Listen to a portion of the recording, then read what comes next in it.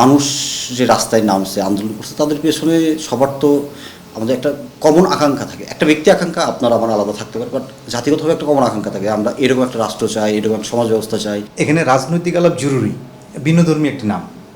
এই নামে যখন গল্পটা আপনার কাছে আসলো, আপনি এটাকে চিত্রনাট্য দিলেন, এই অনুভূতিটা জানতে চাই। প্রথমত হচ্ছে এটা যেহেতু আমাদের প্রথম সিনেমা, সো প্রথমে যখন একটা সুযোগ আসছে তো সেটা তো অবশ্যই আমাদের জন্য একটা এক্সাইটিং ছিল। তো প্রথমে যখন ফার্স্ট ড্রাফট যেটা আসে আর কি গল্পের, আমাদের প্রযোজক তুর্য ভাই উনি আমাদের কাছে নিয়ে আসেন। তো সানি এবং আমরা বসি, কথা বলি। তো এইটা তখন আসলে একটা আইডিয়া ছিল, বেসিক্যালি একটা আমরা রাজনৈতিক বিষয়গুলো নিয়ে আমাদের হিস্ট্রিক্যাল এবং বর্তমানের যে পরিস্থিতি এগুলো মিলে, এবং এটা একটা আইডিয়া বলা যায় যে আইডিয়া ছিল বেসিক্যালি।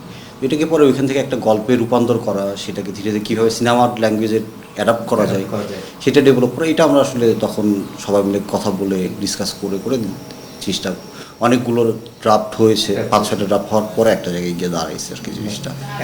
আর আমরা তখন চিন্তা করছি যে একটা হচ্ছে হিস্ট্রিক্যাল গ্রাউন্ড তো আছেই আমাদের ইতিহাসে, বর্তমানে একটা ক্রাইসিস ছিল আমাদের জুলাইয়ের 24 আগস্টের ওই সময়কার এটা নিয়ে।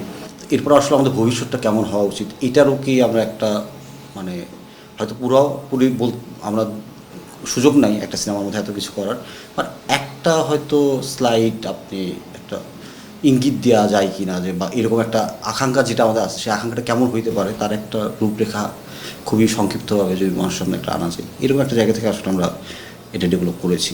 অনেকগুলো ক্যারেক্টার পরে আমরা ডেভেলপ করেছি, অনেকগুলো সিন ডেভেলপ করেছি, এইটা আর কি। সিনেমাটা নিয়ে কতটুকু আশাবাদী আপনি, যে দর্শক কীভাবে নেবে? দর্শক কীভাবে নিবে এটা আসলে বলা মুশকিল। যেটা হচ্ছে আমি যেটা বলতে পারি যে হচ্ছে এইটাতে দেখে, এই সিনেমাটাতে যেটা হয়েছে আমি বললাম যে আমাদের তো ধরেন অনেক একটু বিশাল হিস্ট্রি, সে 52-47 থেকে যদি শুরু করেন এখন পর্যন্ত, তো এই বিশাল হিস্ট্রিটাকে আপনি একটা সিনেমার মধ্যে নিয়ে আসাটাও মুশকিল খুব। এবং কারণ এর এক একটা অংশ যেগুলো আছে আমাদের হিস্ট্রি, সেটা নিয়ে অনেক বড় বড় সিনেমা বানানো সম্ভব। তো সেখানে একটা সিনেমার মধ্যে এত কিছু কানা, এটা আসলে খুবই টাফ জব।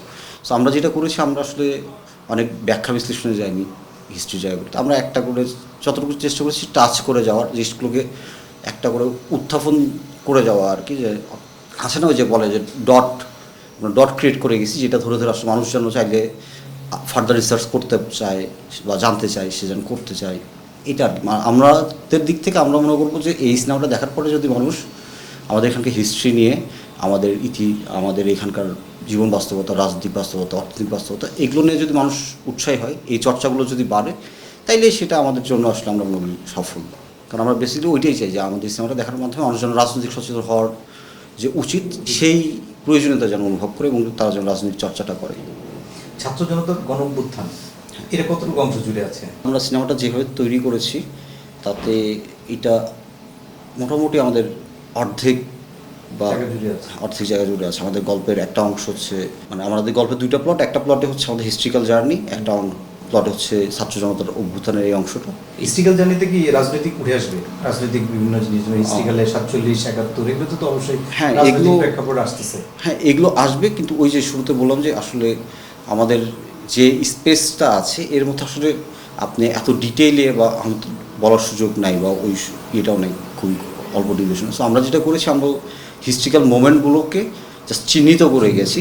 তো ওই চিহ্ন ধরে কেউ যদি চায় সে যেন আবার আগামীতে নিজের মতো করে জানতে পারে। এই সিনেমাটা দর্শক কেন দেখবে? আসলে দেখেন, আমরা যতই ব্যক্তিগত জীবনযাপন করি বা আমরা নিজেদের মতো করে চলি, বাট একটা পলিটিক্যাল হিস্ট্রি বা একটা ইকোনমিক্যাল হিস্ট্রি, সোসাইটি, এটা আমরা যে সোসাইটিতে বাস করি এটার সাথে আমরা কানেক্টেড। আমি যদি একদম ব্যক্তি জীবনে থাকি, আমার সাথে কোনো রাজনীতির সম্পর্ক নাও থাকে, বাট স্টিল রাজনীতির সাথে আমার সম্পর্ক আছে, আমার জীবনযাপন সব কিছুর মধ্যে রাজনীতি আছে, এটা এক্সিস্ট করে। সো সেই জায়গা থেকে আসলে আমরা যদি রাজনৈতিকভাবে সচেতন না হই, কারণ রাজনীতিটা আমাদের ভবিষ্যৎ নির্ধারণ করে, আমাদের জীবনযাত্রার গতিপথ নির্ধারণ করে। তো সেখান থেকে আমি মনে করি বা আমাদের টিমের অন্যরাও মনে করে যে আমাদের সকলের উচিত রাজনৈতিকভাবে সচেতন হওয়া। তারপর আমরা রাজনীতিতে কেউ অ্যাক্টিভ হবে, কেউ হয়তো অ্যাক্টিভ হবে না, পার্সোনাল লাইফেই থাকবে, বাট সচেতনতার জায়গাটা আসলে সবার হওয়া উচিত। সেই জায়গা থেকে আমি মনে করি এই সিনেমাটা হয়তো সবাইকে একটু রাজনৈতিক সচেতন হওয়ার ক্ষেত্রে উৎসাহী করবে। আমি এটা বলবো না যে এই সিনেমাটা মানুষকে রাজনৈতিকভাবে সচেতন করবে, বা সচেতন করার ক্ষেত্রে উৎসাহ দিবে। পরবর্তীতে কি হওয়া উচিত, মানে আমাদের বললেন যেটা যে সিনেমাটা আমরা কি করব বা ভবিষ্যৎ কি করব, এটার একটা প্ল্যান আছে এই সিনেমাতে। আমরা স্বাধীনতা পেয়েছি, একটা পাকিস্তানের কাছ থেকে তো আমরা স্বাধীনতা পেয়েছি, একটা স্বাধীন ভূখণ্ড হয়েছি, বাট সেই সাথে তো ছিল আমাদের অর্থনৈতিক শোষণের কাছ থেকে মুক্তিরও একটা বিষয় ছিল, একটা সুন্দর জাতি হিসেবে গড়ে ওঠার একটা স্বপ্ন ছিল। সেটাও তো আমরা ওইভাবে হয়তো এখনও ওই জায়গায় যেতে পারিনি।